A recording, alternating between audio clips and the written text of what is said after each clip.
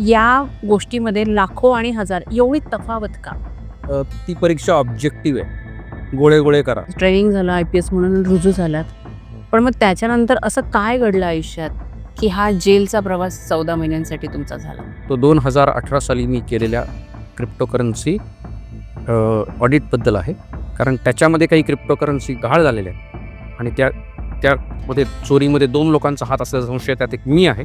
जेलमध्ये nutrition value खूप कमी आहे. नाही, तो शिक्षेचा भाग नाही. की न्याय व्यवस्थेत मानवी भावनांसाठी जागा आहे ना, आहे. आणि तशी भावना जपणारे लोकही आहेत. एक अधिकारी म्हणून आणि एक आरोपी म्हणून तुम्ही दोन्ही बाजूनी सिस्टीम कशी पाहिली?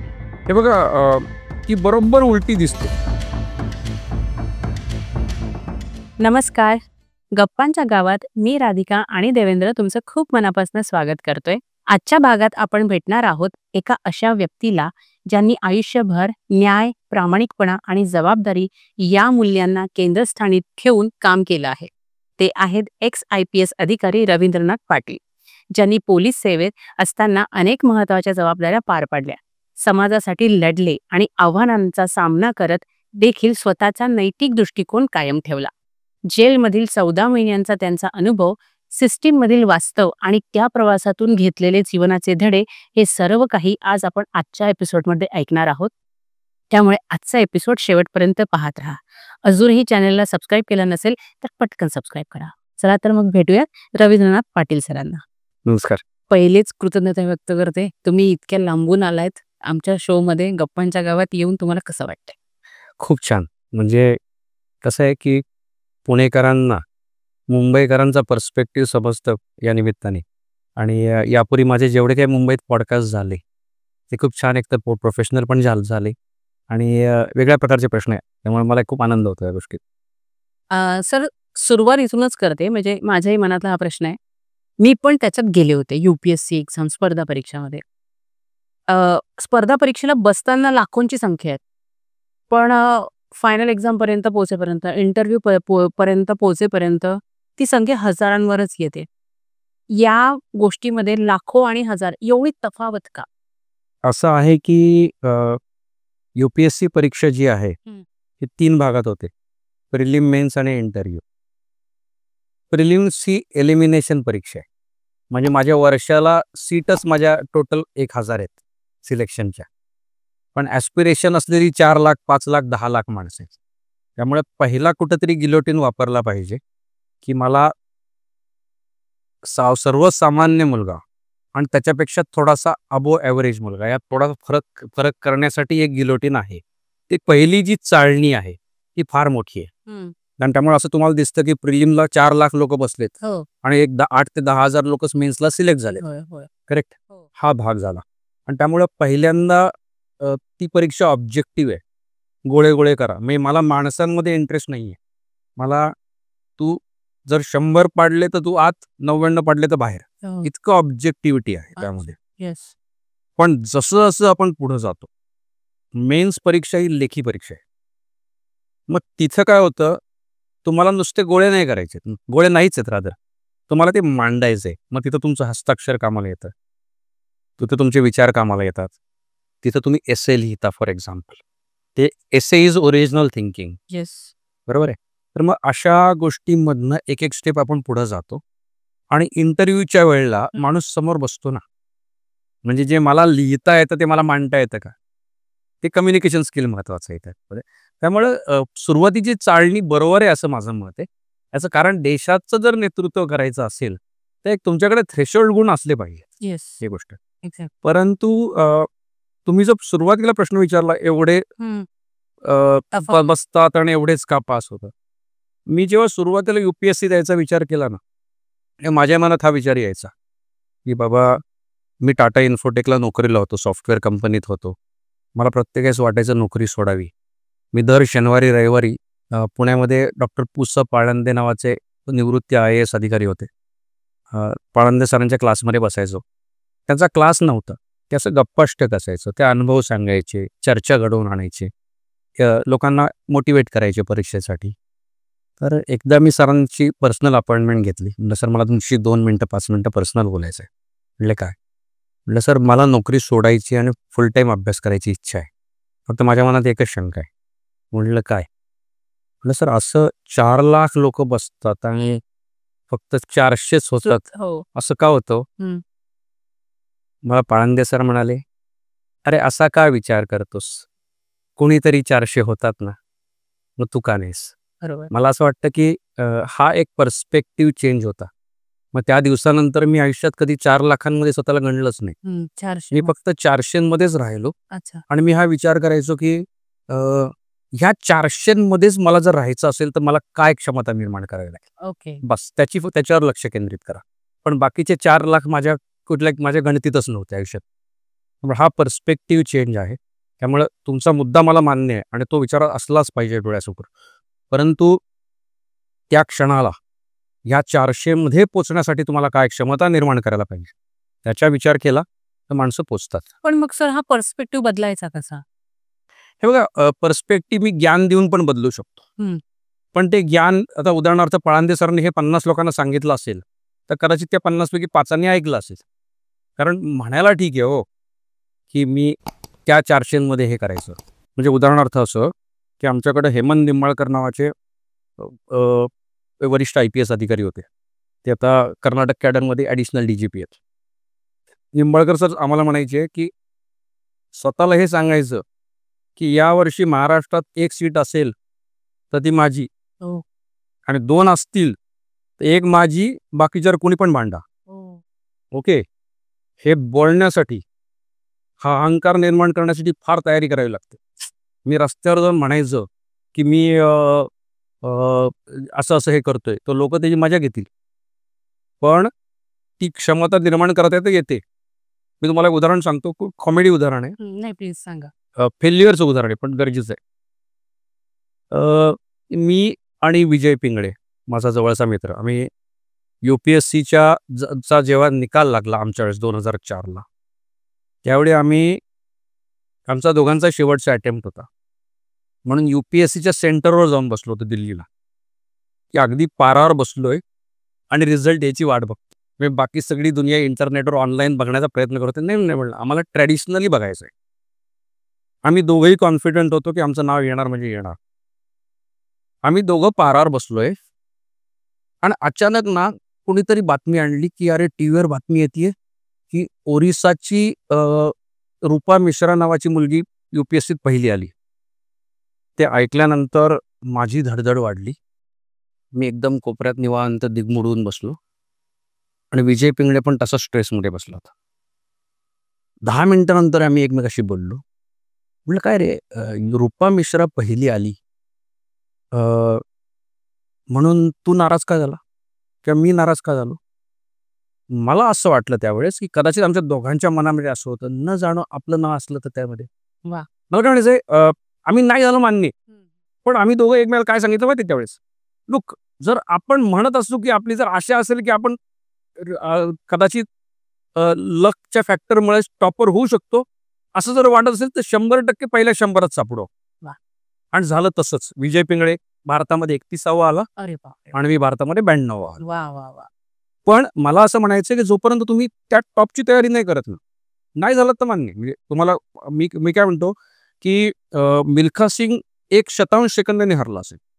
PT उषा कदाचित त्या लेवलला पोचली नसेल ऑलिम्पिकमध्ये, पण मिल्खा सिंग आणि PT उषाविषयीचा आदर कधीच कमी नाही झाला. याचं कारण असं आहे की त्यांनी एम कायमच टॉपचं ठेवलं होतं. तर तसं जर असेल तर मला खात्री आहे की माणूस कुठे ना कुठेतरी राहतो त्या याच्यामध्ये, कॉम्पिटिशनमध्ये. अगदीच तुम्ही टॉपला पोचाल असं नाही, पण एम टॉपचं असलं पाहिजे. आता तुम्ही ट्रेनिंग विषयी मगाशी बोललात, मला ट्रेनिंग मधले काही किस्से ऐकायचे आहेत. असं आहे ना की ट्रेनिंग खूप माणसाला घडवतं. आणि ट्रेनिंग, मसुरी ट्रेनिंग सारखं ट्रेनिंग म्हणजे आपण खूप भाग्यवान असतो असं म्हणू की अशा प्रकारचं ट्रेनिंग घ्यायला मिळतं. मी अनेक प्रकारची कॉर्पोरेट ट्रेनिंग पाहिली आहेत. नेहमी ISBमध्ये किंवा अनेक मॅनेजमेंट इन्स्टिट्यूटची ट्रेनिंग घेतली आहेत. पण मी तुम्हाला सांगतो, ज्या प्रकारचं गव्हर्नन्सचं किंवा मल्टीफॅसेटेड ट्रेनिंग मसुरी अकॅडमीमध्ये किंवा नंतर हैदराबाद अकॅडमीमध्ये मिळतं, ते तुम्हाला सहजासहजी बघायला नाही मिळणार. आणि आमच्या काळामध्ये आम्ही काही असे मास्तर जे IAS अधिकारी होते, म्हणजे आमचे मास्तर होते, त्यातलं एक नाव म्हणजे BVR सुब्रमण्यम, जे आज नीती आयोगाचे अध्यक्ष आहेत. BVR सुब्रमण्यम हे जम्मू काश्मीरला चीफ सेक्रेटरी होते, ज्यांच्याच आधिपत्याखाली 370 कलम रद्द झालं. ओके.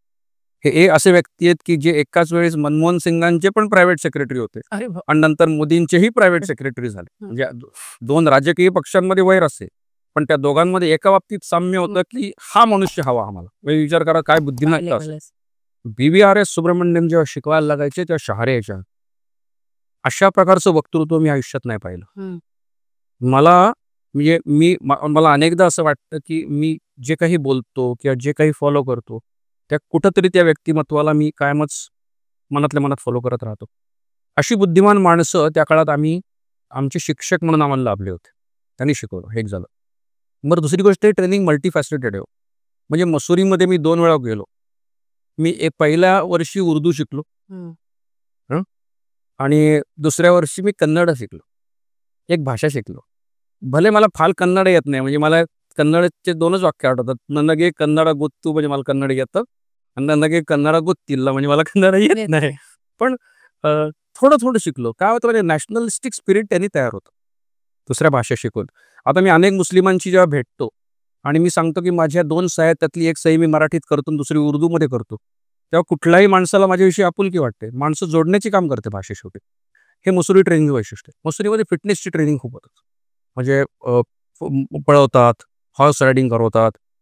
आम्ही मसुरीमध्ये अगदी थंडीमध्ये सुद्धा नोव्हेंबरच्या महिन्यामध्ये सुद्धा आम्ही तिथं 2-2, 4-4 किलोमीटर रनिंग केली. मसुरीचं ट्रेनिंग काहीच नाही हो. मसुरीतून जेव्हा तुम्ही हैदराबाद पोलीस अकॅडमीचं ट्रेनिंग आहे, पोलीस अकॅडमीचं 3 महिने ट्रेनिंग मसुरीत चालतं, 10 महिने हैदराबाद ट्रेनिंग अकॅडमी. तो बॉम्ब आहे हो. बरं, ते किती भयानक आहे याचा अंदाज मसुरीमध्ये यायला लागतो. पण तो आपलं मन असतं दिल है की मानता नाही म्हणतो ना. बघा आता साधारणपणे काय होतं, September to December Mussoorie training चालतं आणि डिसेंबरच्या शेवटच्या आठवड्यात बर्फ पडायला लागतं. त्याच्या आधी मसुरी अकॅडमी मोकळी झालेली असते. मग तिथून आम्ही हैदराबादच्या अकॅडमीत येतो. मला आठवतंय साधारण 2004च्या नोव्हेंबर महिन्यामध्ये हैदराबाद अकॅडमीमधनं मसुरीच्या अकॅडमीमध्ये काही टेलर आले होते. कशासाठी की ते मसुरी अकॅडमीमध्ये ट्रेनिंग घेणारे प्रोफेशनल्स होते, त्यापैकी जे IPS आहेत त्यांना नंतर हैदराबादला जायचं, अशा लोकांचं मेजरमेंट घेण्यासाठी. नियमाप्रमाणे किंवा परंपरेप्रमाणे की मसुरी अकॅडमीतला प्रोफेशनल जेव्हा हैदराबादला पोचतो तेव्हा त्याचा युनिफॉर्म, त्याच्यानंतर त्याचा परेडचा खाकी युनिफॉर्म जो थोडा राठ असतो, ज्यूटसारखा असतो त्यामध्ये, त्याच्यानंतर त्याचा सेरेमोनियल ट्युनिक असेल किंवा स्पोर्ट्सचं ब्लेझर असेल किंवा व्हाईट हे असेल, त्याचा हॉर्स रायडिंगचा सेपरेट युनिफॉर्म असतो, त्यानंतर स्पोर्ट्सचे शॉर्ट टी-शर्ट, हे सगळं शिवून रेडी असलं पाहिजे असा नियम आहे. अच्छा. त्यामुळे आम्ही मसुरीत पोचलो, हैदराबादला पोचलो मसुरीतून की आम्हाला ड्रेस मिळतो. हा पठ्ठ्या जेव्हा टेलर मेजरमेंट घ्यायला यायचा, आता मसुरीमध्ये काय तसं रिलॅक्स काम आहे, फिटनेस असतो, पण लोक खाण्यापिण्यावर मौज मस्तीवर पण लक्ष केंद्रित करतात. मग आपला कुठला तरी ढेरपोट्या माणूस पोचला, हा मेजरमेंट घेतोय, त्याचं मेजरमेंट असतं 36. तर टेलर म्हणतो लिखो का वेस्ट 30. तो म्हणतो वेडाय करे तू 30 का लिहितो. मग दुसरा माणूस तो अजून मोठा आहे, 38. हा लिखो म्हणतो वेस्ट 30. अरे म्हटलं हा करतोय काय, मागं आम्ही उभं आम्हाला सर्व झालं. मी त्यावेळेस असं 34च्या लेवलला होतो, माझंही 30 लिहिलं. मी त्याला कोपऱ्यात जाऊन सांगतो, ऐक ना माझं 20 लिहि, 32 लिहि ना म्हणजे थोडंसं नाही इकडं.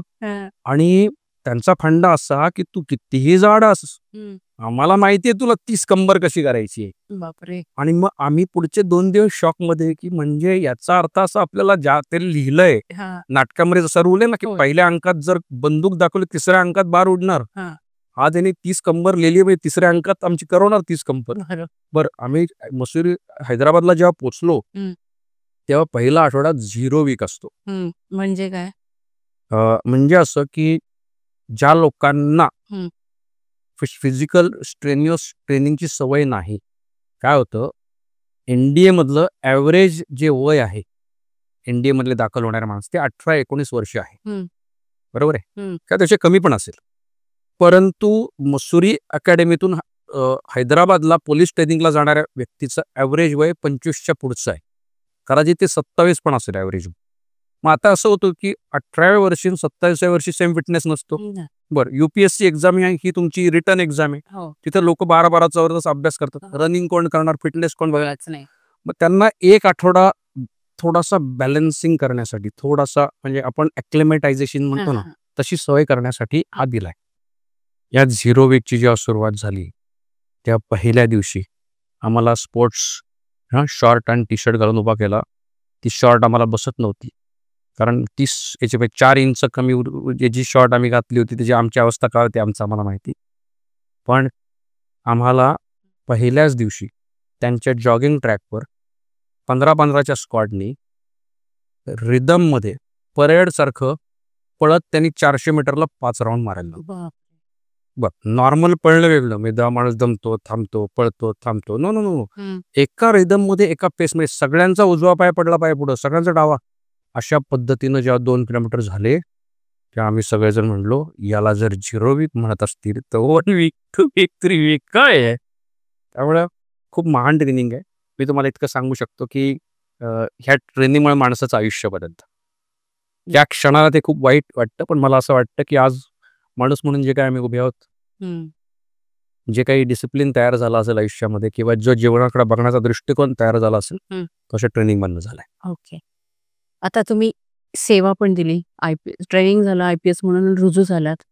पण मग त्याच्यानंतर असं काय घडलं आयुष्यात की हा जेलचा प्रवास 14 महिन्यांसाठी तुमचा झाला? त्याबद्दल मला ऐकून घ्यायचं. असं झालं की 2010 साली मी IPS मधून कॉर्पोरेटमध्ये जॉईन झालो. ओके. आणि त्याला कारण माझी वैद्यकीय कारणं होती. कारण माझ्या कमरेचं हाड मोडलं होतं. त्याच्यानंतर मला TB डिटेक्ट झाला होता. आणि या सगळ्या प्रकरणातून मी एक धडा घेतला की फिटनेस जो मला अपेक्षित आहे स्वतःला, आणि जो सेवेला अपेक्षित तो माझ्याकडे नाही. ठीक आहे. कॉर्पोरेटमध्ये माझं छान चाललं होतं. मी जवळजवळ 12 वर्ष 3 वेगवेगळ्या बिग फोरमध्ये काम केलं. 2018 साली मी KPMG नावाच्या कंपनीमध्ये डायरेक्टर म्हणून काम करत होतो. त्यावेळी त्या दरम्यान सुद्धा मी जरी कॉर्पोरेटमध्ये काम करतोय, कॉर्पोरेटचा जॉब करतोय, तरी देखील मी नॅशनल पोलीस अकॅडमीला गेस्ट फॅकल्टी म्हणून काम करत होतो. दर 2-2.5 महिन्यांनी मी NPला शिकवायला जायचो. मी अनेक राज्यातल्या पोलिसांना ही ट्रेनिंग दिली. अनेकदा मला इन्व्हेस्टिगेशनसाठी, सपोर्टसाठीही बोलवलं आहे. मी काही महत्त्वाच्या सेन्सिटिव्ह तपासावर काम पण केलं एजन्सीजबरोबर. पण तो माझ्या काही सार्वजनिक वाच्यतेचा भाग नाही. तर 2018 साली एक असं फॉरेन्सिक ऑडिट आमच्याकडे आलं की ज्यामध्ये टेक्निकल एक्सपर्टाईजची गरज होती. आणि ती टेक्निकल एक्सपर्टाईजची गरज होती बिटकॉईनबद्दल, क्रिप्टोकरन्सी. मी स्वतः क्रिप्टो इन्व्हेस्टरही होतो आणि माझा ब्लॉकचेनवरचा अभ्यास होता. त्यानंतर मी हाँगकाँगमध्येही काही डिग्र्या घेतल्यानंतर तिथं बाहेर जाऊन, तर नॅचरली मी पुण्यातही होतो, केस पुण्यात होती. तेव्हा डायरेक्टर म्हणून काम माझ्याकडे आलं आम्ही त्यातून, आणि त्याच्यावर आम्ही काम केलं. भारतभरामध्ये 40 FIR झाले होते आणि त्यातले 2 FIR पुण्यात झाले होते. त्यानं आम्हाला नेमलं होतं. आणि मार्च 2019ला आम्ही त्याचा रिपोर्ट दिला. त्या रिपोर्टवर माझी खूप वाहवा झाली. जानेवारी 2019ला मला एक सुंदर ॲप्रिसिएशन लेटर दिलं पुणे पोलिसांनी. ती मी टामटूम केली सगळीकडं. मला हाँगकाँगमध्ये मला 2 वर्षासाठी डेप्युटेशनला पाठवलं. तेव्हा मार्च नंतर मी हळूहळू प्रॅक्टिसमधनं भारतातल्या KPMGमधनं KPMG हाँगकाँगला जॉईन झालो. मग तिथं 2 वर्ष काम केल्यानंतर कोविडनंतर मी परत आलो. 1 वर्ष मी MITमध्ये सिनियर डायरेक्टर झालो प्रायव्हेट केसामध्ये.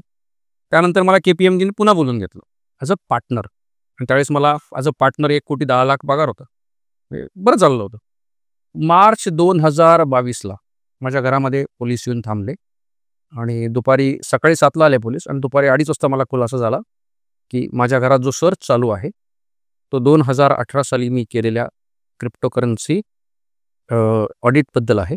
कारण त्याच्यामध्ये काही क्रिप्टोकरन्सी गहाळ झालेल्या आहेत आणि त्यामध्ये चोरीमध्ये 2 लोकांचा हात असल्याचा संशय, त्यात एक मी आहे आणि दुसरा एक ग्लोबल ब्लॉकचेन फाउंडेशन नावाची संस्था आहे. त्या संस्थेचा मध्ये काम करणारा पंकज घोडे नावाचा एक व्यक्ती आहे. या दोघांनी मिळून किंवा दोघांनी वैयक्तिक इंडिपेंडेंटली अशा पद्धतीनं हा अपहार केला असावा, अशा विषयावरून आम्हाला अटक झाली. आणि त्याच्यानंतर मी पंकज घोडे हे व्यक्ती 6 ते 7 महिन्यानंतर त्यांना जामीन मिळाला. मला 14 महिने लागले. आणि कदाचित असं असावं की काय होतं, पेपरमध्ये बातम्या यायच्या की IPS अधिकाऱ्यांनी केलं, IPS अधिकाऱ्यांनी केलं. मी त्या IPS सेवेत नव्हतो. मी एका खाजगी कंपनीतला एक सामान्य डायरेक्टर होतो. परंतु ते काय झालं, IPS टॅग लागल्यामुळं कोर्टाला पण बहुधा असं वाटत असावं की नाही बाबा, हा इन्फ्लुएन्शियल व्यक्ती आहे, हा तपासावर परिणाम करू शकतो. माझा खालच्या कोर्टात नाही झाला, हायकोर्टात थोडा वेळ लागला. पण मग त्यात 14 महिन्यांचा कालावधी मी जेलमध्ये व्यतीत केला, असं मी म्हणेन. हो.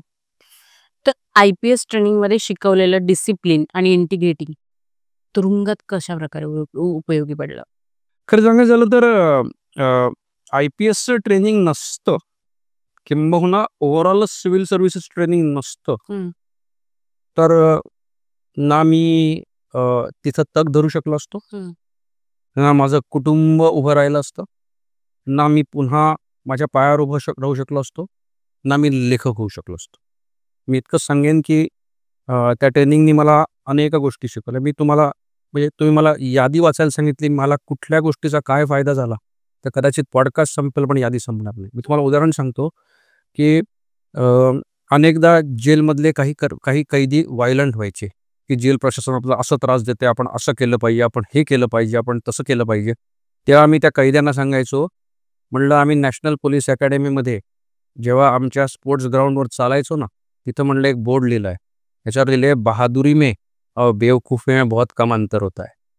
म्हणलं तुम्ही ज्या ठिकाणी आहात ना, तुम्ही मार खाल्ला तरी तुम्हाला कळणार नाही, तर बाहेर कोणचा आवाज ऐकू जाणार नाही, निवांत राहा म्हणलं. त्यानंतर जेव्हा मी पुस्तक लिहित होतो, तुम्ही असं विचार करा की जेलमध्ये सगळ्याच गोष्टी डायरीत लिहिणं शक्य नव्हतं. काही गोष्टी मला मनात ठेवायच्या होत्या. मला काही घटनांची वर्णनं आठवायची होती. मला जागा लक्षात ठेवायच्या होत्या. मला असं माझ्यासमोर आव्हान होतं की बाहेर गेल्यानंतर असं पुस्तक लिहावं की लोकांसमोर जेल उभं राहिलं पाहिजे डोळ्यासमोर. मग ते मी कसं करणार? तर आम्हाला फील्डक्राफ्ट अँड टॅक्टिक्सचं ट्रेनिंग असायचं, जे प्रॅक्टिकल आयुष्यात मी किती केलं मला माहीत नाही. पण पण जेलमध्ये मात्र इतक्या वेळा राबवलं की म्हणजे डोळ्यांनी बघून अंतरं बघता येतात का, नियरेस्ट लँडमार्क ओळखता येतात का, म्हणजे इतक्या पटापट गोष्टी साठवायच्या डोळ्यामध्ये.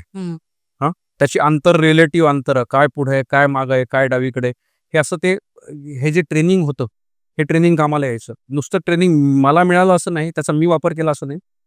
जेव्हा मला कसाबची कबर शोधायची होती, कबर म्हणजे कबर नाही तिथं, पण जिथं कुठं त्याला गाडलंय ते जमिनी जागा, तर त्यावेळी जो कैदी त्या भागांमध्ये जायचा, त्याला हे माहीतच नाही मी हे कशासाठी माहीत करून देते.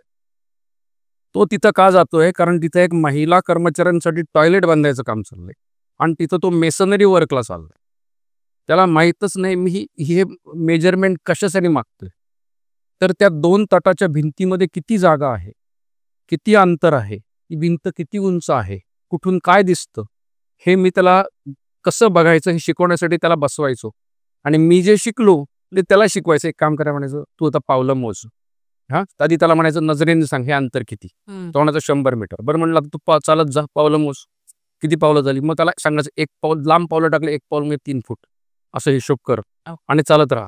मग ते असं त्याला ग्रूम करून आम्ही या पुस्तकातल्या पण काही स्टोऱ्या हे करायचा प्रयत्न केला. त्याच्यानंतर सांगायचं झालं तर सर्वात मोठा फायदा जो होता त्यामधला, की मानसिक स्वास्थ्य टिकवून ठेवण्यासाठी ना, बऱ्याच वेळा काय होतं माहिती आहे का, सर्व्हिसमधले ग्रूमिंगच तुमचं असं असतं, you are made to face difficult situation. हे मला माहीत नाही की मसूरी अकॅडमीमध्ये, हैदराबाद अकॅडमीमध्ये रायटचं ट्रेनिंग असेच.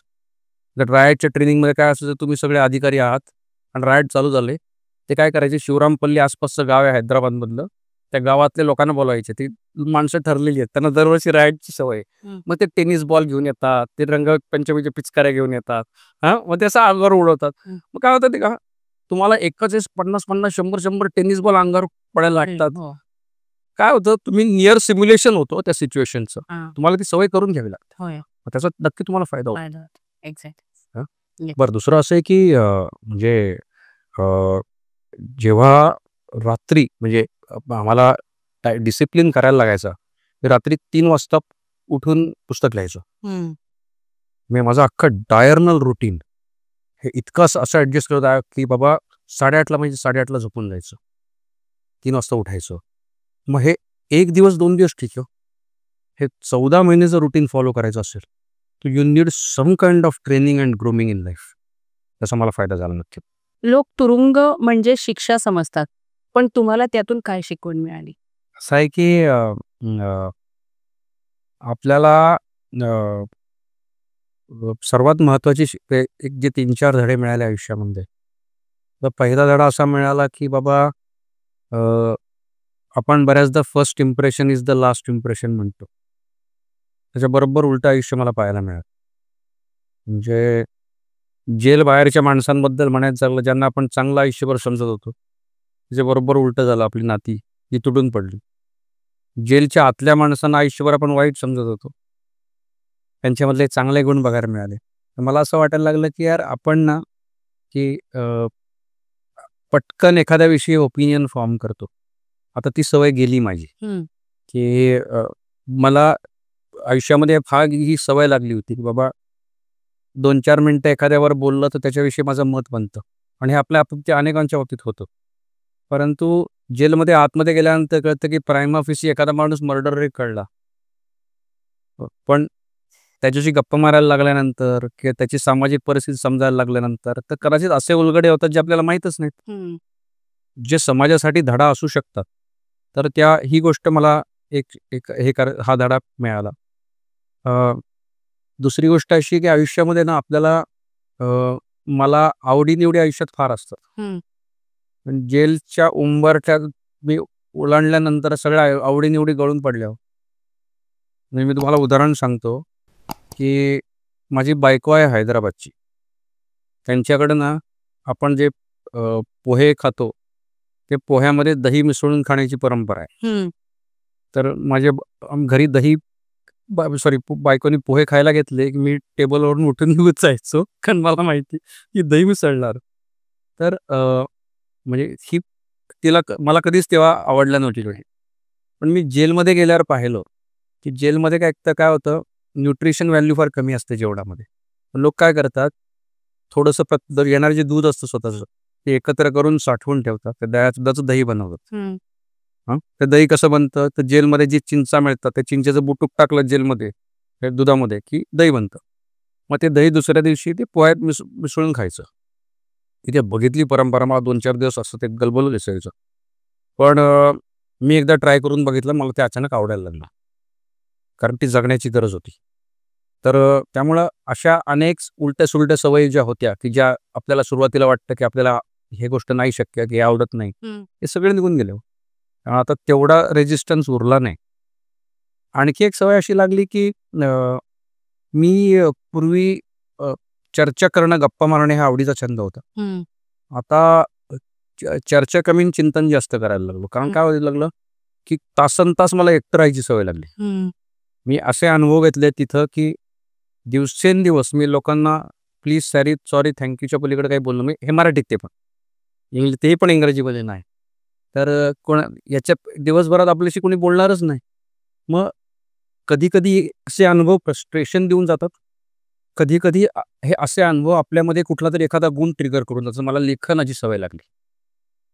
हे मी लिहू का शकलो, याचं कारण असं आहे की मलाकडं चिंतनासाठी एवढा वेळ होता. मुळात जेलच्या पारावर राहून म्हणजे तिथं इतका गोंगाट आहे.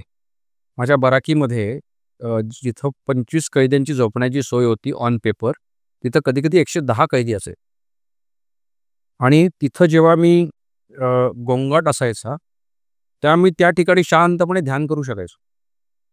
आणि मला स्वतःला आश्चर्य असं वाटायचं की माझी एक मांडी दुसऱ्या एका कैद्याला चिटकली, दुसरी दुसऱ्याला चिटकली, स्टिल मी I am experiencing silence within. तर त्यामुळं तोही एक अनुभव, म्हणजे तो फार काही सन्मानजनक मार्ग नाही तो अनुभव घेण्याचा, पण तिथंही बऱ्याच चांगल्या गोष्टी मला शिकायला मिळाल्या. मगाशी तुम्ही मला म्हणालात की जेलमध्ये न्यूट्रिशन व्हॅल्यू खूप कमी आहे. पण मग असं का? कारण बाहेरच्या देशामध्ये तर आपल्याला बऱ्यापैकी माणूस जगेल, एक सर्व्हाइव्ह करू शकेल असं. पण मग भारतामधली अशी परिस्थिती का? एवढं न्यूट्रिशन का अशा खालच्या दर्जाचं आहे, की हा पण एक शिक्षेचा भाग आहे? नाही, तो शिक्षेचा भाग नाही. आपल्याला जेलमध्ये टाकणं हीच शिक्षा आहे. त्याचं स्वातंत्र्य हिरावून घेणं हीच शिक्षा आहे. त्याचं स्वातंत्र्य हिरावून घेतल्यावर परत त्याला उलटं टांगा, त्याला धुरी द्या किंवा त्याला गरम पाण्यात बुडवा किंवा काय करा किंवा त्याला 4 दिवस उपाशी ठेवा, ही शिक्षा नाही. ही शिक्षा कोणाला आतमध्ये गेल्यानंतर सुद्धा, की जो आतमध्ये जाऊनही बदमाशगिरी करतो तो. पण आतमध्ये जाऊन जो असाच अर्धमेला झालाय, त्याला बरं असं काही नाही की जेलवाले काही त्याच्या स्वतःच्या खिशातून देत नाहीत. लोक जो टॅक्स भरतात त्या टॅक्स पेअरच्या पैशातून जे बजेट अलोकेट होतं त्यातून देतात. एक्झॅक्टली. आता काय माहिती का, वर्षानुवर्ष कैद्यांचं जेवण हा एक दुर्लक्षित राहिलेला विषय. म्हणजे तुम्हाला आश्चर्य वाटेल की 2004 सालच्या आसपास, 3-4च्या आसपास येरवडा जेलमध्ये काही तेलगी स्कॅम मधले आरोपी होते. हे आरोपी येरवडा जेलमध्ये येण्याआधी कर्नाटकातल्या जेलमध्ये होते. कर्नाटकातल्या जेलमध्ये त्यांना सकाळी सकाळी ब्रेकफास्टला इडली मिळायची, कधी घावन मिळायचं, कधी उपमा मिळायचा, कधी उत्तप्पा यायचा. बरं, तिथं तेच मिळतं. हो. आता ते जेव्हा येरवडा जेलमध्ये आले तेव्हा त्यांना कळलं की येरवडा जेलमध्ये नाश्ता द्यायची परंपरा नाही. तिथं तांदळाची कॉंजी म्हणतो आपण त्याला, गंजी म्हणतो मराठीत. ती गंजी प्यायला मिळायची एक ग्लासभर. हा तुमचा ब्रेकफास्ट. आणि मग काय व्हायचं की संध्याकाळी 4:30-5ला जेव्हा कैद्याला डांबलं आतमध्ये की दुसऱ्या दिवशी सकाळी 7 पर्यंत, म्हणजे साधारण 17 तास पकडा, माणसाला काहीच मिळत नाही. तर सेहत नावाची एक संस्था हायकोर्टामध्ये त्यांनी PIL दाखल केली. तेव्हा चंद्रचूड जे जस्टिस DY चंद्रचूड जे चीफ जस्टिस झाले नंतर, त्यावेळेस बॉम्बे हायकोर्टाचे जज होते. त्यांनी सरकारला आदेश दिला. त्याच्यानंतर येरवडा जेलमध्ये नाश्ता सुरू झाला. म्हणजे तो नाश्ता पोहे, उपमा, शिरा या प्रकारातला पण काहीतरी मिळतो याच्यामध्ये.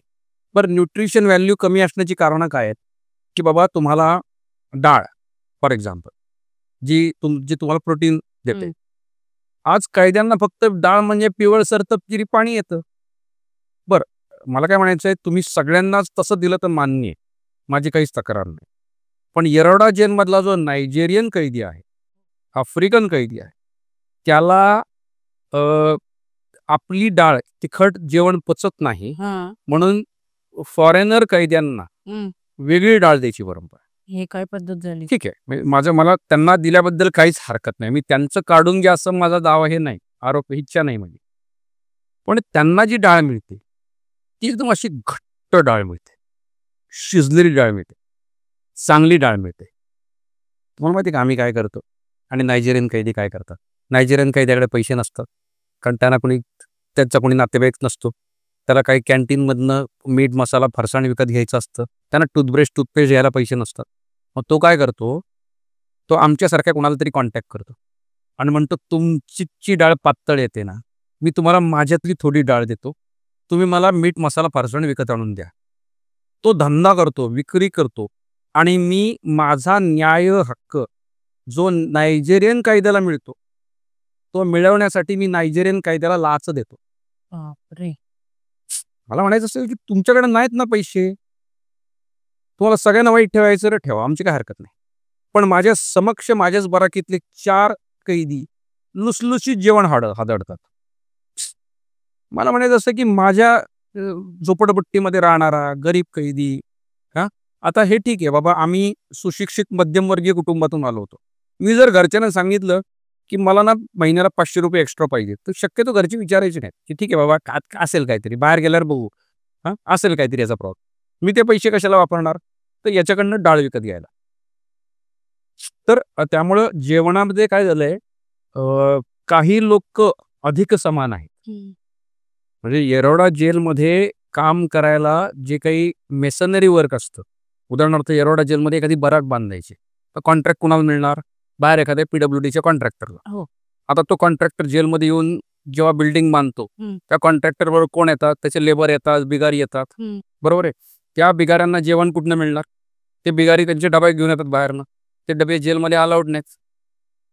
बरं, तो बिगारी जेलचं जेवण खात नाही, मग त्या बिगाऱ्यांनी काम करायला मनाई केली की आम्ही काम करणार नाही म्हणून सांगितलं, म्हणून त्यांच्यासाठी जेलमध्ये वेगळं जेवण बनायला लागलं. आणि माझ्या समक्ष मी पाहायचो की आम्ही सगळे कैदी असं जेवण बनवून खातोय आणि त्यांना मात्र लुसलुशीत व्यवस्थित डाळ मिळते. म्हणजे याचा अर्थ तुमच्याकडे डाळ आहे. ऑफकोर्स. फक्त आमच्याकडे काय झालंय की कैदी हा तसा म्हणजे त्याच्याविषयी फार समाजामध्ये सहानुभूती नसल्यामुळे. पण तो पण माणूसच आहे ना. हे आपण इथं बोलायला ठीक आहे, म्हणजे पॉडकास्टमध्ये वैचारिक चर्चा करायला छान वाटतं हे. पण जेव्हा हीच चर्चा जेव्हा याच्यावर जेव्हा लोकांच्या कॉमेंट्स येतील, त्या 50% लोकांना यात काहीच वाईट वाटत नाही. आणि त्यामुळे जेल प्रशासनाचं फोफावतं. त्यांचा भ्रष्टाचार, हा भ्रष्टाचार मी शब्द फार ह्यानी वापरतो, जबाबदारीने वापरतो. तो यासाठी फोफावतो कारण समाजाची कैद्यांना सहानुभूती नाही. पण त्याचा कोणीतरी फायदा उठवतो. तुम्हाला आतून वाटतं का की न्याय व्यवस्थेत मानवी भावनांसाठी जागा आहे? आहे ना, आहे आणि तशी भावना जपणारे लोकही आहेत. मी तुम्हाला मगाशी उदाहरण सांगितलं की कुठली तरी एक संस्था कैद्यांसाठी त्यांना नाश्ता सुरू करावा म्हणून जाते आणि कुठले तरी एक जज ऑर्डर देतात. ठीक आहे. मी निराशावादी नाही आणि मी असे अनेक अधिकारीही पाहिलेत, असे अनेक जजही पाहिलेत की ज्यांना कुठंतरी हा कळवळा वाटतो. तो कळवळा कधीतरी कुठंतरी व्यक्त होतो. न्याय व्यवस्थेमध्ये, पोलीस यंत्रणेमध्ये, जेल व्यवस्थेमध्ये ऑर्गनाइज पद्धतीने तो व्यक्त होतो का सांगता येत नाही. पण व्यक्ती म्हणून कोणीतरी असा असतो का? असतो. मला फक्त एकाच गोष्टीचं वैषम्य वाटतं, वाईट वाटतं. ते असं की या व्यवस्थेमधला प्रत्येकजण हातबल आहे आणि मला त्या हातबलतेच विषयी आश्चर्यही वाटतं. हां आणि मला त्याच्यावर प्रश्नही उपस्थित करावेसे वाटतात की बाबा प्रत्येक पदावर असलेला व्यक्ती, अगदी कॉन्स्टेबलसुद्धा, जेलरसुद्धा, एखादा ज्युनियर मॅजिस्ट्रेटसुद्धा त्याच्या पदावर असेल, त्याचा चौकोन स्वच्छ नक्की करू शकतो. बरोबर. त्याला चिंता करीतो विश्वाची म्हणायची गरज नाही हो. त्याला स्वतःच्या विश्वामध्ये हातबल होण्याची गरज नाहीये. त्यामुळे बऱ्याचदा असं होतं. मी तुम्हाला एक उदाहरण सांगतो की येरवडा जेलमध्ये साधारण ऑगस्ट 2022 मध्ये एका कैद्याला एका मॅजिस्ट्रेट समोर उभं करण्यात आलं होतं. म्हणजे येरवडा जेलमध्ये ऑनलाईन कोर्ट आहे, ज्याला आपण व्हीसी कोर्ट म्हणतो. तर त्या व्हिडिओ कॉन्फरन्सिंग कोर्टामध्ये, या व्हीसी कोर्टामध्ये त्या कम्प्युटरच्या कॅमेरासमोर कैदी उभा होता. ओके. आणि जज साहेब पलीकडनं बोलत होत्या मॅडम. मॅडमनी बघितलं त्या कैद्याला, म्हणल्या की अरे तुम्हाला तर मी मागच्या वेळेसच जामिनावर सोडण्यासाठी तुम्हाला मी अनुमती दिली होती आणि मी तुम्हाला एक फॉर्म पाठवला होता जेलमध्ये सही करण्यासाठी, तो तुम्ही मला का नाही दिला? त्या फॉर्मला म्हणतात PR बॉन्ड किंवा पर्सनल रिस्क बॉन्ड, मी चुकत नसेल तर. तर तो कैदी म्हणाला, मॅडम नाही, तुमचा फॉर्म आला तेव्हा मी लगेच सही करून दिला की. जज साहेबांना आश्चर्य वाटलं की मला जर हा फॉर्म मिळाला असता तर आतापर्यंत हा कैदी माझ्या आदेशाने जामिनावर सुटून गेला असता. हा आत कशाला सुटत बसलाय?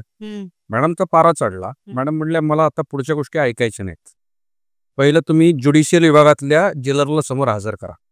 हे माझ्या समक्ष झाली घटना, मी बघतोय, पलीकडे उभा आहे. जेलर साहेब आले, त्यांनी कॅमेऱ्यातून सॅल्यूट केला, म्हणाले सर. साधारण महिला जजेसना पण सर म्हणतात, चांगली परंपरा आहे. तर सरनी मग मॅडमनी तेव्हा तिकडनं आदेश दिला की म्हणाले की या कैद्याचा जो काही PR बॉन्डचा सही केलेला फॉर्म आहे तो माझ्यापर्यंत आत्ता का नाही पोचला? तर ते जेलर थोडेसे भांबावले. ते म्हणले मी शोधून बघतो आणि तुम्हाला कळवतो. तर जज मॅडम म्हणाल्या की आज संध्याकाळी कोर्ट उठेपर्यंत, नीट ऐका, आज संध्याकाळी कोर्ट उठेपर्यंत मला हा फॉर्म पाहिजे माझ्याकडे, ना तर मी कारवाई करीन, मी काय पण करा. मग पुढच्या 2 तासात जेलर साहेबांनी सगळी कामं बाजूला सोडली, तो फॉर्म शोधला. 7 किलोमीटर येरवडा जेलपासून शिवाजीनगर कोर्टापर्यंत डिझेल फुंकत गेले, तो फॉर्म सबमिट केला, जज साहेबांची सही झाली आणि दुसऱ्या दिवशी तो कैदी उड्या मारत घरी निघून गेला. पण मग सर, हा हलगर्जीपणा नाहीये का? आता उलटा विचार करा, तो प्रशासनाचा हलगर्जीपणा ठीक आहे, पण तो जज मॅडमचा चांगुलपणा आहे की नाही सांगा? मी प्रश्न विचारला होता, माणुसकी कुठं हरवत चालली आहे? माणुसकी जेलमध्ये तर कधीच हरवली. तिथं सगळी आतमध्ये जनावरं कोंबली आहेत आणि त्यांच्यावर नियंत्रण ठेवायला सैतान नेमलेत असं समजा तुम्ही. परंतु आम्हाला त्या जज सरांच्या माध्यमातून एक देव दिसला की बाबा कुणाला तरी असं वाटलं की आयुष्यात एक बदल व्हावा. मी तुम्हाला जे मगाशी म्हणालो की आपण चौक सुधारावा. मला इतर गोष्टी नाही लक्षात आलेल्या वर्षभरातल्या. नकारात्मक अनुभव येत राहतात, छाताडावर आपटत राहतात, पण कधीतरी 3 महिन्यातून 4 महिन्यातून येणारे अनुभव असतात. असा एखादा जर अनुभव आला तर वाटतं की आहे बाबा माणुसकी शिल्लक, आपला अजून नायजेरिया नाही झाला. एक अधिकारी म्हणून आणि एक आरोपी म्हणून तुम्ही दोन्ही बाजूनी सिस्टीम कशी पाहिली? हे बघा, ती बरोबर उलटी दिसते. म्हणजे कधी कधी इल्युजनची चित्र असतात, तुम्ही बघितलं असेल की आपण असं बघितलं तर सुरुवातीला एक दिसतं, मग जरा थोडं एक 5-10 मिनिटं उलट फिरवून बघितलं चित्र की आणखी काहीतरी दिसतं. माझ्या बाबतीत अशीच अवस्था झाली की बाबा आपल्या मनामध्ये एक फिक्स स्टिरियोटाइप्स आहेत आणि आपण तसंच बघतो. माझ्या दृष्टीनं प्रत्येक कैदी हा एक फक्त लॉ अँड ऑर्डर प्रॉब्लेम आहे. म्हणजे डॉक्टरनी म्हणायचं की प्रत्येक पेशंट ही एक बॉडी आहे, तसं मी त्याला त्याचा फक्त हाडामासाचा एक समोर पुतळा आहे आणि मी त्याच्यावर प्रयोग करतोय. अशा पद्धतीनं मी त्याला ट्रीट केलंय. त्यामुळे माझ्या दृष्टीनं तुरुंग हा प्रॉब्लेम घालवण्याची किंवा तात्पुरता लांबवण्याची एक टेक्निक आहे. म्हणजे त्याला ढकलून दिलं की तात्पुरता प्रॉब्लेम सॉल्व्ह झाला. म्हणजे लहान बाळाला डायपर लावलं की आई बापाचा त्रास वाचला. तसं हा आम्ही डायपर लावण्याचा प्रकार पोलीस खातं वर्षानुवर्ष करतो. आम्ही कधी प्रिव्हेंटिव्ह पोलिसिंग बघितलं नाही, कम्युनिटी पोलिसिंग केलं, पण गुन्हा घडूच नाही म्हणून आम्ही काय करतो, काहीच नाही. पण आत गेल्यानंतर मला दुसरा पर्स्पेक्टिव्ह काय कळला माहिती आहे का, ज्याचा मी कधी विचार नाही केला. मी तुम्हाला आजचं उदाहरण सांगतो. म्हणजे आज मला एक व्हिडिओ व्हायरल होतो. पुण्यामधल्या स्वारगेट चौकानजीक बाबूराव सणस ग्राउंड आहे, सारसबागेला लागून. त्या चौकापाशी एका बस स्टँडवर एका झोपलेल्या माणसाचा मोबाईल चोरताना एक हे होता, सराईत गुन्हेगार होता, त्याचा व्हिडिओ एका युट्यूबरनी शूट केला. आणि जेव्हा आपला व्हिडिओ कोणीतरी शूट करतोय असं लक्षात आलं, तर तेव्हा तो गुन्हेगार पळत गेला आणि त्याने काहीतरी चाकू काढला. आणि त्याचा जवळ आल्यानंतर मी जेव्हा चेहरा बघितला मला चर्र झालं. असं कारण असं की हा कैदी माझ्याबरोबर 7 वर्ष राहिला कैदी म्हणून, नंतर सुटून आला, पुन्हा तो दुष्ट चक्राकडे वळला. बरं, गंमत अशी आहे की याची कहाणी लिहिली आहे मी माझ्या पुस्तकामध्ये. त्याच्याबरोबर बसून त्याची कहाणी ऐकली. या माणसाचं नाव होतं यल्लप्पा श्यामा धोत्रे उर्फ काळ्या. बघा, आता जर हे पोलिसी नजरेतून पाहिलं तर एक गुन्हेगार आहे, सराईत आहे, रेकॉर्डवरचा आहे, उचलान त्या टाकून 4 केसेस अजून वाढवा म्हणजे कदाचित बाहेर येणार ही पोलिसिंग माणसं. मी आरोपीच्या नजरेतून किंवा कैद्याच्या नजरेतून काय बघितलं हे तुम्हाला सांगतो. सेम माणसाचं. हा यल्लप्पा श्यामा धोत्रे वडार समाजातला. वडार ही एक ना ती अनुसूचित जात आहे ना अनुसूचित जमात आहे, ते एक विमुक्त जमात. म्हणजे काय, डिनोटिफाईड ट्राईब. म्हणजे ब्रिटिश काळामधला क्रिमिनल ट्राईब्स ऍक्ट ना, ज्या गुन्हेगारी टोळ्या होत्या ज्यांच्यावर शिक्का बसला होता, त्या नोटिफाईड ट्राईबला जेव्हा ब्रिटिशांनी 1945 साली भारत सोडून जाण्याआधी डिनोटिफाय केलं, त्यांना डिनोटिफाईड ट्राईब म्हणून आपण त्याला विजे म्हणतो, विमुक्त जमात. ही विजे आहे. या महाराष्ट्रामधली जी गुन्हेगारी आहे ही बहुतेक सगळी विजे पोती फिरते. आमचा प्रॉब्लेम काय झालाय, आम्ही मराठा आरक्षण, ओबीसी आरक्षण, कोणी पिवळ्या टोप्या घाला, कोणी तांबड्या घाला, याच्यामध्ये काय झालंय, 2 प्रतिष्ठित प्रस्थापित समाज एकमेकाला भिडतायत. आणि असं करताना जो खऱ्या अर्थाने गांजलेला समाज आहे तो म्हणजे विजे, विमुक्त समाज, ज्याच्यातून ही गुन्हेगारी जन्माला येते. आमचं कोणाकडे लक्षच नाही. तर यल्लप्पा श्यामा धोत्रेचा बाप अशिक्षित होता, जो कधीही शाळेत गेला नाही. त्यांनी तो आजही वडाराचा जो ट्रॅडिशनल दगड हे बनवायचा, पाटे वरवंटे बनवायचा व्यवसाय करतो. पोरालाही त्यांनी कधी शाळेत घातला नाही. हा यल्लप्पा पुण्यातल्या अगदी बाल वयामध्ये, वयाच्या 14व्या 15व्या वर्षी पुण्यामध्ये स्वारगेट एसटी स्टँडवर येतो आणि तिथले मोठे मोठे भांडे घासण्याचं काम करायला लागतं. वर्षानुवर्ष हाच करतात. त्याचे आयुष्य तिच्यापैकी वाढू नाही शकत. तो आजही 20 रुपये कमवेल, उद्याही 20च कमवेल. अशा 15 वर्षाच्या पोराला कोणीतरी गांजाचं व्यसन लावतं आणि त्या व्यसनांसाठी जी लत लागली ती माणसाला हळूहळू गुन्हेगारीकडे पडते. मला प्रश्न असा पडला, आज टीव्हीवर दिसणारा जो काही युट्यूबवर व्हिडिओ व्हायरल होतोय, त्या व्हायरल होणारा व्हिडिओ मधला यल्लप्पा जो चाकू काढणारा हा खरा गुन्हेगार आहे का त्याला ज्यांनी गांजा पोचवला तेव्हा त्याला गांजावर हा अंमली पदार्थ असू नये इतक्या सहजासहजी उपलब्ध होतो, अगदी बरोबर, हा ते उपलब्ध होऊ देणारे खरे गुन्हेगार आहेत. मला प्रश्न असा पडलाय की आपला माणूस म्हणून मी एकदम सिच्युएशनकडे उलट्या नजरेने पाहायला लागलो. मला असा प्रश्न पडतो, छत्रपती शाहू महाराज आणि सामान्य राजे याच्यात काय फरक होता. शाहू महाराजांनी महाराष्ट्रातल्या प्रत्येक जातीसाठी, बहुतेक सगळ्या जातींसाठी हॉस्टेल काढले. शाहू महाराज महाराष्ट्रातले पहिले राजे असे होते की ज्यांनी पारध्यांसाठी हॉस्टेल चालू केले. आज आम्ही श्रीगोंदा तालुका नगर जिल्ह्यातला तिथल्या पारध्यांच्या पाड्यांवर जरा संशय आला, कुठली केस सॉल्व्ह होत नसेल तर पारद्यांच्या पाड्या धाडी घाला. ही आजही परिस्थिती आहे. परंतु शाहू महाराजांना तेव्हा असं वाटलं की पारध्यांची मागची पिढी गुन्हेगारीमध्ये गेली, निदान पुढची तरी सापडू नये. बरं, पारध्यांच्या 4 देवी, 4 देवस्थानं मानतात. एक जेजुरीचा खंडोबा, दुसरं तुळजापूरची आपली तुळजाभवानी, कोल्हापूरची अंबाबाई आणि मी चुकत नसेल तर लोणावळ्याची कारल्याची एकविरा देवी. या 4 त्यांची देवस्थानं. त्यापैकी एक देवस्थान म्हणजे अंबाबाई आहे. तर पारधी वर्षातून एकदा अंबाबाईच्या दर्शनाला येणार म्हणजे येणार. शाहू महाराजांनी सांगून ठेवलं तर आला पारधी की पोरं पकडायची आणि हॉस्टेलमध्ये ठेवायची. आई वडीलच्या धंद्यात, चोरीच्या मारायच्या धंद्यात करत राहू, पोरगं तरी शिकवा. मला काय म्हणायचं माहिती का, हा बदल याला म्हणतात प्रिव्हेंटिव्ह पोलिसिंग. एक्झॅक्टली. त्यामुळे यल्लप्पा श्यामा धोत्रे, आज एकाने कॉमेंट केली आहे की याचा हातपाय तोडा, याच्या नसा कापा. मला असं वाटायला लागलंय की आम्ही कुठल्या एका म्हणजे भारत, आम्ही संविधान आणि लोकशाहीच्या भाषा करायची, आमच्या डोक्यात ती मानसिकता सौदी अरेबियाची. म्हणजे असा समाज विचार करतो, असा पोलिसही विचार करतो. पण एक आरोपी म्हणून राहून आल्यानंतर मी आता असा विचार नाही करत आणि करू नाही शकत. तुमच्या सहकार्यांच्या वागण्याने तुम्हाला काय जाणवलं? सिस्टीम खरोखर आपल्या लोकांसाठी आहे का? सहकार्यांच्या वागण्याने म्हणजे जे माझ्या सोबत माझ्यासारखेच आधी सत्तेत अधिकारी होते किंवा प्रशासनात होते, मी खरं सांगू का, जे आधी असं म्हणालो की मी काही नकारात्मक मानसिकता असलेला माणूस नाही. हे बघा, आयुष्यामध्ये निराश होण्यासाठी सारखी हजारो कारणं असतात, पण आशावादी राहण्यासाठी 4 कारणं असतात. आणि माणसाने ती 4 कारणं, तो आशावादाचा खुंट आहे तो पकडून ठेवला पाहिजे. मी तुम्हाला एक उदाहरण सांगतो की ज्यावेळी मला अटक झाली तेव्हा महाराष्ट्र कॅडरमधले अधिकारी किंवा मित्रवर्ग, स्वाभाविक आहे की कारण सार्वजनिकरित्या कोणी मदतीला येऊ शकत नाही, पुढे येऊ शकत नाही. परंतु गुजरात कॅडरमध्ये माझा एक मित्र होता, फॉर एक्झाम्पल IG विपिन आहिरे. 14 महिने तो, त्याची पत्नी, त्याचे सगळं कुटुंब माझ्या पाठीशी उभं होतं, मला मार्गदर्शन करत होतं. माझा एक मित्र होता रवी बाविस्कर, जो प्रशासनामधला मोठा अधिकारी आहे सध्या.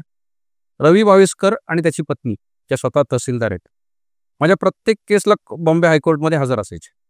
माझे 2 मित्र होते, महेश आखाडे आणि योगेश कामत. हे दोघंही इन्कम टॅक्स कमिशनर आहेत. दिवसभर त्या केसवर डोकं लावून बसायचे. माझ्या भावाला मार्गदर्शन करायचे, कुटुंबियाशी बोलायचे. माझा एक मित्र होता अनंत ताकवले.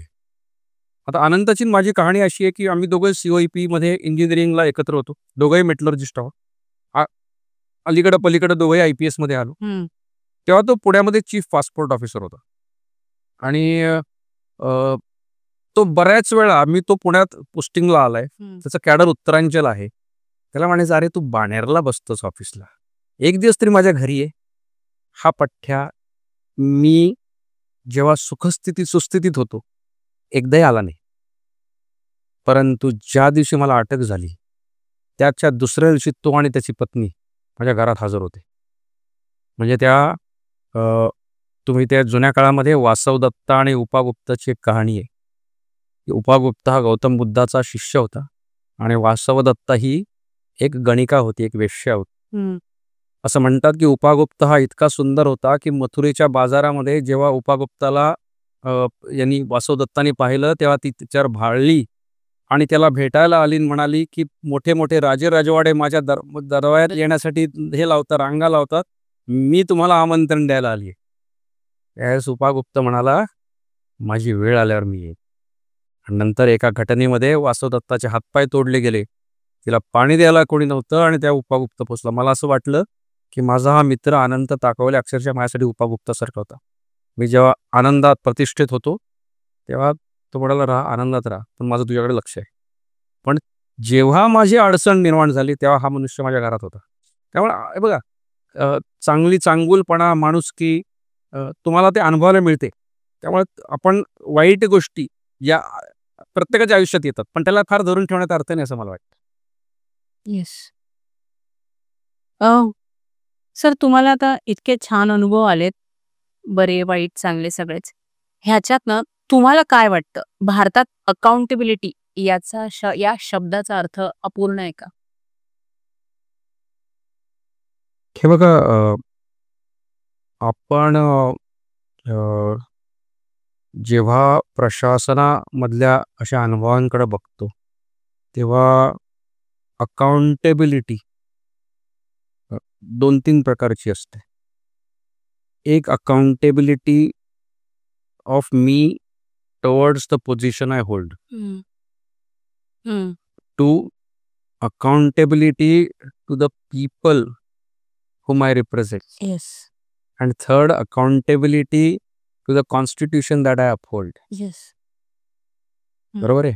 त्यामुळं जर मला असं वाटलं की मी आज हेड क्लार्क आहे, माझी अकाउंटेबिलिटी हेड क्लार्कची आहे, त्यामुळं मी ही टिक इन द बॉक्स संपला की माझी जबाबदारी संपली. मी ना आगा देखूंगा ना पीछा.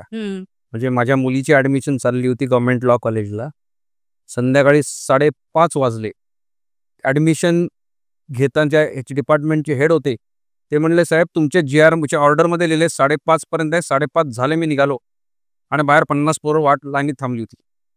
पण तिथल्या 4 शिक्षकांना वाटलं नाही राव, ती पोरं आता लांबच्या गावातून आली, विदर्भ मराठवाड्यातून आली, चालू ठेवा उशिरापर्यंत. एक मास्तर उठून 5:30ला निघून गेला, 4 थांबले. याच्यामध्ये अकाउंटेबिलिटी सगळ्यांची होती. ज्यांनी 5:30 पर्यंत थांबलो तोही नियमाला बांधील होता, पण ज्यांनी एक्सटेंड केलं ते समाजालाही बांधील होतं.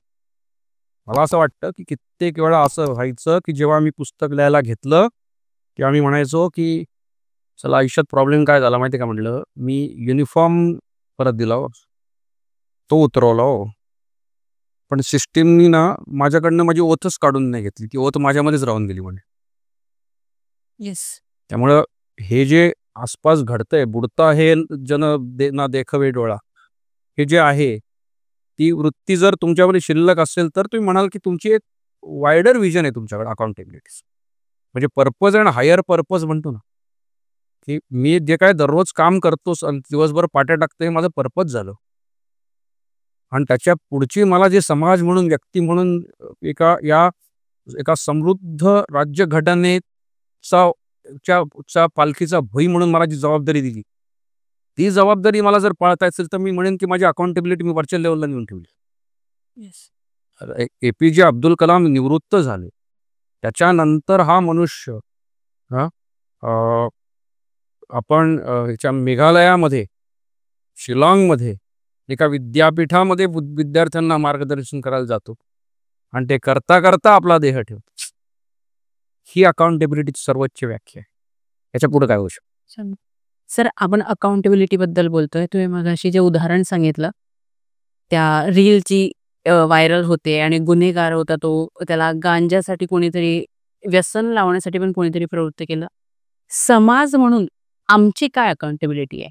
जे बघणारे व्ह्युअर्स आहेत ते कमेंट्स करतील, त्यातलं काही चांगले असतील, वाईट असतील, पण एक समाज म्हणून, माणूस म्हणून आमची काय अकाउंटेबिलिटी आहे गुन्हेगारी विश्व अजून वाढू नये यासाठी?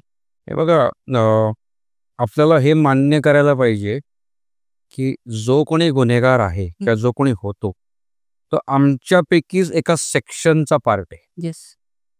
तो आमच्यापेक्षा कोणी वेगळा नाही, तो एलियन नाही बाहेरून आलेला, तो आमच्यासारखाच हाडामासाचा माणूस आहे. तो आपल्या आसपासच कुठेतरी तयार होतो, बरोबर आहे. आणि भारतामधल्या गुन्हेगारीचं किंवा जगामधल्या गुन्हेगारीचं एकूणात आकलन केलं तर कुठं ना कुठंतरी डिस्पॅरिटी हे गुन्हेगारीला वशक ठरणारं कारण आहे. तर जगामध्ये इन्कम डिस्पॅरिटी असेल, आपल्याकडे इन्कम प्लस सोशल डिस्पॅरिटीज ही कारणं आहेत आपल्याकडची. त्यामुळं आपण जर पाहिलं तर ही गुन्हेगारी आपल्या आसपासच कुठंतरी आहे. म्हणजे उदाहरणार्थ असं की आपली मेड ज्या लोकॅलिटीमधनं येते त्या आसपासच गुन्हेगारी वाढते. हो सर. म्हणजे असं नाही की ते आपल्याला माहित नाही, आपण त्याकडे कानाडोळा करतो. हो. मला असं वाटतं की आपण जेव्हा आपल्या मोलकरणीच्या मुलाला शिकवतो ना किंवा मोलकरणीच्या मुलीच्या बसचे पैसे भरतो ना, तेव्हा आपण ॲक्च्युली गुन्हेगारी मुक्त समाजासाठी योगदान देत असतो. पण हा पर्स्पेक्टिव्ह आपल्याकडे नाही. बरं, दुसरी गोष्ट अशी की मला असं वाटतं की समाजाने प्रत्येकाने आर्थिक योगदान दिलं असं पाहिजे असं नाही, पण सामाजिक अकाउंटेबिलिटीचा आणखी एक भाग असा आहे आम्हाला कुठेतरी आमचा दृष्टिकोन बदलायला पाहिजे. मी तुम्हाला उदाहरण देतो मुंबईचं, की मला एकदा अश्विनी भिडे मॅडम ज्या त्यावेळेस कोविडच्या काळामध्ये मुंबईचे ॲडिशनल कमिशनर होत्या आणि आज मुख्यमंत्र्यांच्या प्रिन्सिपल चीफ सेक्रेटरी आहेत, त्यांची मुलाखत घेण्याची संधी मिळाली. त्या मुलाखतीमध्ये मी त्यांना धारावी आम्ही कशी वाचवली कोविडपासून ते मी त्यांना केस स्टडी बद्दल विचारलं होतं. तेव्हा त्यांनी मला सुंदर उदाहरणं दिलं होतं त्याचं. तेव्हा त्यांनी सांगितलं होतं की सुरुवातीला जेव्हा धारावीविषयी चर्चा सुरू झाली त्या कुठल्या तरी युरोपियन डेटा सायन्स कंपनीने एक पॉवर पॉईंट प्रेझेंटेशन दिलं ऑनलाईन, ज्याच्यामध्ये मुंबईचे कमिशनर ॲडिशनल कमिशनर बरेच लोक होते. त्यांनी स्टॅटिस्टिकली हे सिद्ध करून दाखवलं की धारावीमधले हजारो काय करायचे लाखो माणसं मरू शकतात. आम्ही एका चांगल्या प्रशासकीय धोरणामुळे आणि सामाजिक अकाउंटेबिलिटीमुळे हे हाणून पाडलं. कसं? त्यांनी विचार केला की धारावीमध्ये जर कोरोना रोखायचा असेल तर कसं रोखायचा, असे कुठले पॉइंट आहेत की जिथे लोक एकत्र येतात. धक्कादायक निदान हे झालं की धारावीमधले जे टॉयलेट्स आहेत ऑन ॲन ॲव्हरेज, हा सरकारी आकडा, एक टॉयलेट 550 माणसं वापरतात. म्हणजे लोकांना टॉयलेटला जाऊ नाही दिलं तर आम्ही धारावीतला कोरोना रोखू शकतो. बघा असं आव्हान काय. आणि तेव्हा आम्हाला हे उलगडा होतो की बापरे, बरं धारावी कोरोना जायची मला एवढी का भीती वाटते, ह्याचं कारण तो धारावीपुरता मर्यादित राहणार नाही हो, तो मला होऊ शकतो याची मला भीती आहे. म्हणजे मला धारावीतल्या गरिबाची चिंता नाहीये, माझीच काय. मला अँटॉप हिलची चिंता नाही, मला कंबाला हिलची चिंता आहे. बरोबर ना? तर मला तो कोरोना माझ्या घरापर्यंत येऊ नये म्हणून मी निर्णय घेतो की आता मी धारावीतल्या लोकांना फिजिकली शिफ्ट करतोय. की मुंबईतल्या सरकारी शाळा बंद झाल्यात कोरोनामुळे, महापालिकेच्या शाळा, जिल्हा परिषद शाळा ज्या कुठल्या असतील त्या सगळ्या बंद पडल्यात. या शाळांमध्ये मी कुटुंब हलवतोय आणि त्यांना सांगतोय आता ही टॉयलेट वापरायची. आता तुम्ही 500 लोकांचं एक टॉयलेट वापरत होता, आता तुम्ही 10-10, 20-20 मध्ये वापरणार आहात. मी माझी सोय करतोय तशी त्यांचीही करतोय. ती गरीब माणसे म्हणायला लागली, साहेब तुम्ही इथं आणलं आम्हाला ठीक आहे हो, पण आमची जेवणा खाण्याचं काय, तुम्ही आता मला बाहेर नोकरी करू नको म्हणतात, कुणाच्या घरी जाऊ नको म्हणतात, माझ्याकडे थोडंच बँक बॅलन्स, मी कसं जगायचं. बरोबर. तेव्हा मला असं लक्षात आलं की आता मला फक्त याला शिफ्ट नाही करायचं, मला जगवायचं पण आहे. मग मुंबई महापालिकेनं सगळे प्रोटोकॉल्स व्हायोलेट करून धारावीतल्या लोकांना सबसिडी म्हणून दर महिन्याला पैसे द्यायला सुरुवात केली. ऐका, फायनान्शियल असिस्टन्स द्यायला सुरुवात केली आणि अशा पद्धतीने आम्ही त्यांना जगवलं. मला काय म्हणायचं आहे, तुम्ही त्यांना जगवलं गरिबांना आणि म्हणून तुम्ही स्वतःही कोरोनापासून वाचलात. मला काय वाटतं माहिती आहे का, गुन्हेगारी हा असाच एक आजार आहे जो तुमच्या आसपास होतोय, जो काही वस्त्यांमध्ये होतोय. माझा एक मित्र होता, IPS मध्येच आहे सध्या. तो जेव्हा UPSCला जेव्हा इंटरव्ह्यूची तयारी करत होता तर त्याची हॉबी होती की स्लम रिहॅबिलिटेशनवर काम करणे. तो बिचारा जायचा कुठे कुठे करायचं काम झोपडपट्ट्यांमध्ये. तेव्हा त्याला एकदा UPSCच्या इंटरव्ह्यूमध्ये विचारलं होतं की बाबा तुला काय वाटतं स्लम मधला सगळ्यात मोठा प्रॉब्लेम काय आहे. त्यांनी खूप विचार केला, कारण शेवटी कसं असतं मला UPSC मध्ये इंटरव्ह्यूमध्ये 2 सेकंदात उत्तर द्यायचं असतं. येस. पॉडकास्टमध्ये एडिट करता येतं, UPSCत नाही करत. तर त्यांनी पटकन 2-3 सेकंदात त्याला जे सुचलं ते उत्तर दिलं. म्हटलं माझ्या मते गरिबी ही सगळ्यात मोठी समस्या आहे. I don't think that was the best answer. पण त्याला करेक्ट करताना UPSCचा एक मेंबर काय म्हणाला, म्हणजे मित्रा झोपडपट्ट्यांमधली सगळ्यात मोठी समस्या आहे दारू. कारण झोपडपट्टीमधला माणसाकडे भले 100 रुपये येत असतील पण ते त्यातले 20 रुपये सुद्धा साठत नाहीत, कारण ते पैसे दारूत जातात. बरोबर. आणि ती दारू त्याला गुन्हेगारीकडे वळते. मला प्रश्न असा पडला, जसं मी तुम्हाला यल्लप्पा श्याम धोतेरचं उदाहरण सांगितलं की आज आपल्या समाजामध्ये असा एक पॉकेट शिल्लक आहे जिथे एक तर गरिबी आहेच, जिथं आम्ही हातबट्ट्यापासून देशी दारूपासून गांजा काय ब्राऊन शुगर काय असं त्याचा भडीमार करतो. आणि आमची मुलं मात्र संस्कारशील आहेत. आमची मुलं भगवद्गीता वाचतात, आमची मुलं रामरक्षा म्हणतात, आमची मुलं मनाशी श्लोक म्हणतात, काय असेल ते असेल. आणि समाजामधला दुसरा वर्ग जो आहे असा मोकळा सोडलाय. रामकृष्ण मठ आहे पुण्यामध्ये दांडेकर पुलावर. 10 एकरामध्ये रामकृष्ण मठ पसरलाय. अनेक वर्षापूर्वी मी जेव्हा UPSCचा अभ्यास करायचो तेव्हा तिथं एक ब्रह्मचारी होते, आनंद महाराज. त्याला संत आनंद महाराज झाले.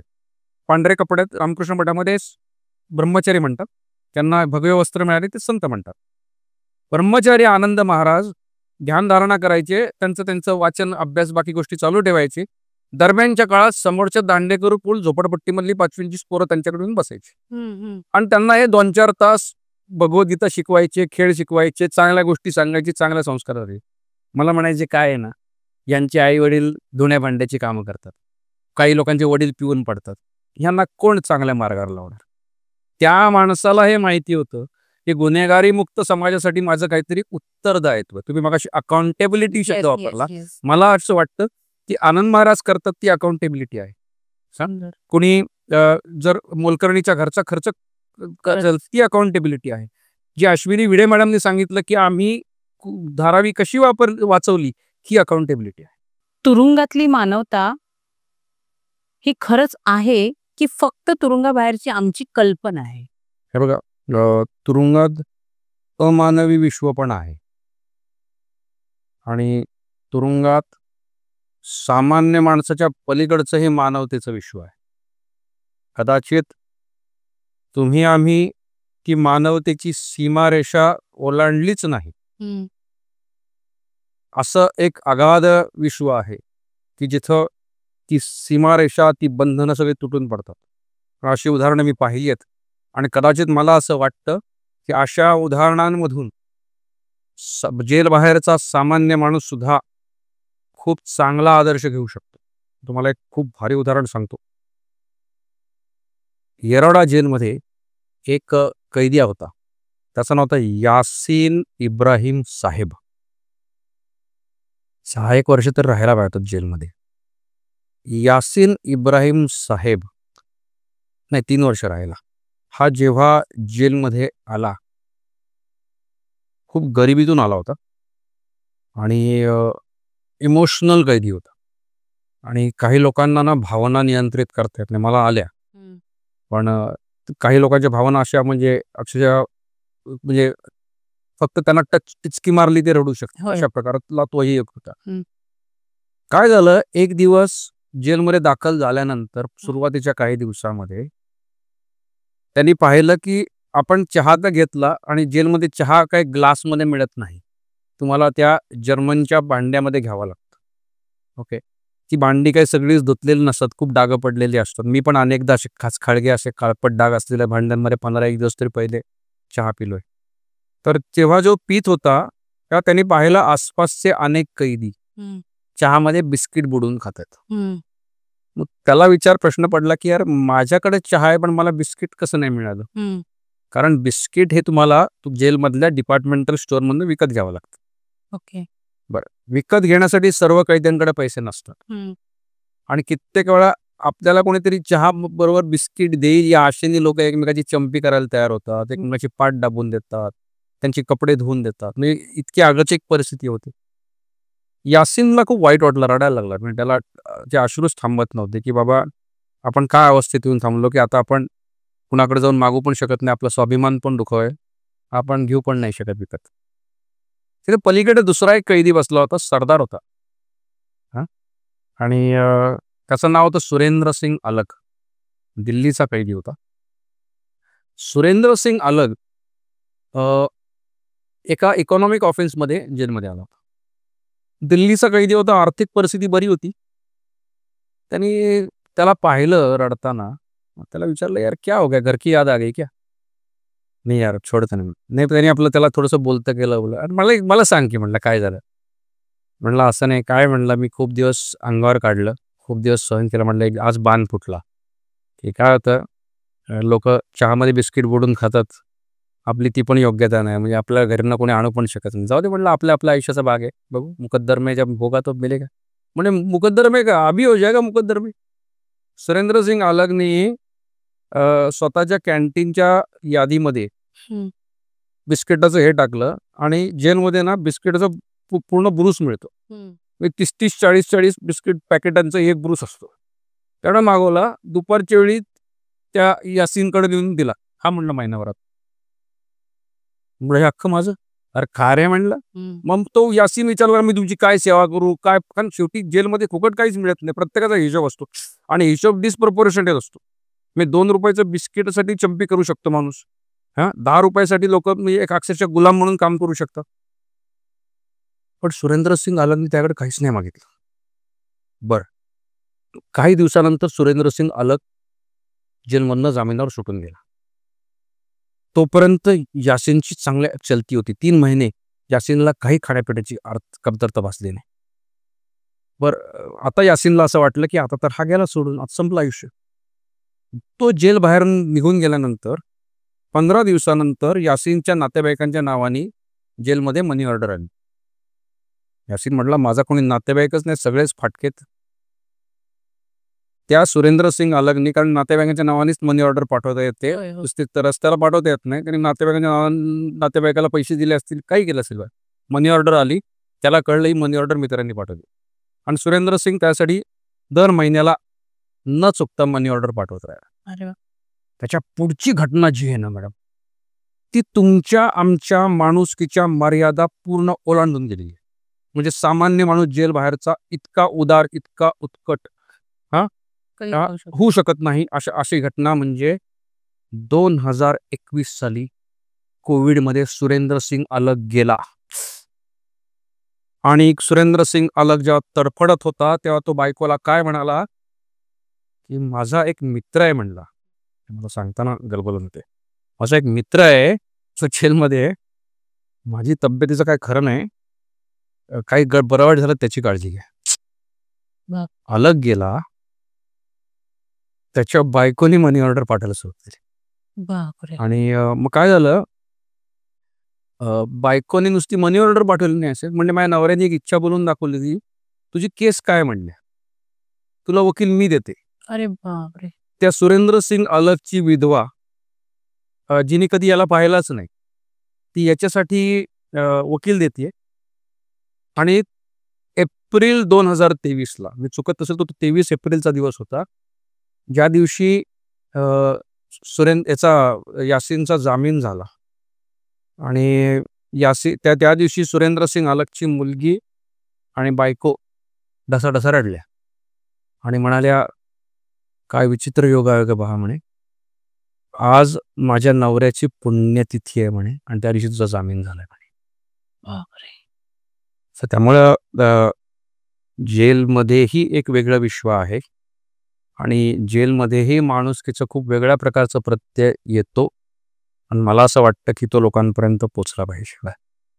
खूप सुंदर, खूप सुंदर होत आहे हे. मला बाहेरच्या जगात खरंच नाही बघायला मिळत, ज्याला त्याला इगो आणि अहंकार चिकटलेला आहे प्रत्येकाला, आणि हा मोठा सगळं प्रत्येक जण. हे खूप छान होतं, पण खूप सुंदर. बरं, हे तुम्ही पुस्तकात लिहिलंय सर? थँक्यू आमच्या गप्पांच्या गावात सांगितल्याबद्दल. काय झालं, मी तुम्हाला जसं म्हणालं की मी 432 पानाचं पुस्तक लिहिलं, मी टाईप केलं. त्या व्यतिरिक्त मी 157 पानं लिहिली होती आणि खरं सांगू का, मला आत्मविश्वास नव्हता की मी लिहिलं तर कोण वाचणार आहे. अहो, मला निम्म्या ठिकाणी प्रकाशक संस्थांनी मला इथं वाटण्याची अक्षता लावल्या की मला विचारायचे, तुम्ही आरोपी, मग तुमची केस कधी संपणार. म्हटलं, माझ्या हयातीत नाही संपत. भारतातले गुन्हेगारी न्याय प्रक्रिया अशी चालते, फौजदारी न्याय प्रक्रिया. तर त्यामुळं मला कोणी वाचेल हेच वाटलं नव्हतं. म्हणजे आज जे काही समाजामध्ये घडतंय की आपण प्रश्न विचारताय किंवा कुणीतरी ते ऐकतंय, त्यातून बोध घेतोय, हे सगळंच माझ्या दृष्टीने आश्चर्यकारक आहे. मग ते आधी कळलं असतं तर कदाचित मी 600 पानाचं पुस्तक लिहिलं असतं. सर, आता किती आवृत्ती झाली आपली? 3री आवृत्ती संपत आली. पण पुस्तकांच्या खपाचा हिशोब आवृत्तीत करू नका, कारण म्हणजे आपल्या ट्रॅडिशनल 500 आणि 1000च्या मध्ये आवृत्त्या नाही झाल्या. त्यामुळे काय झालंय, खप खूप आहे. मला आश्चर्य वाटते की महाराष्ट्रातल्या कानाकोपऱ्यात काय अगदी बाहेरच्या राज्यांमध्ये, म्हणजे अगदी अहमदाबाद, गुजरातमधनं लोकांनी ऑर्डर प्लेस केल्या, दिल्लीमधनं मागणी आली. मी अमेरिकेतल्या काही महाराष्ट्रीय मंडळांना 10-10 कॉपी पाठवल्यात.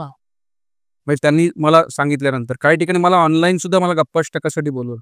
त्यामुळे खूप मोठा प्रतिसाद आहे आणि मला या गोष्टीला सांगायला आनंद वाटतं, कारण पॉडकास्ट मुंबईत होते. महाराष्ट्रातले सर्वात जास्त पुस्तकाचा खप मुंबई आणि उपनगरांमध्ये आहे. आम्ही चांगला कॉन्टेंट ओळखतो सर. आम्हाला माहिती आहे.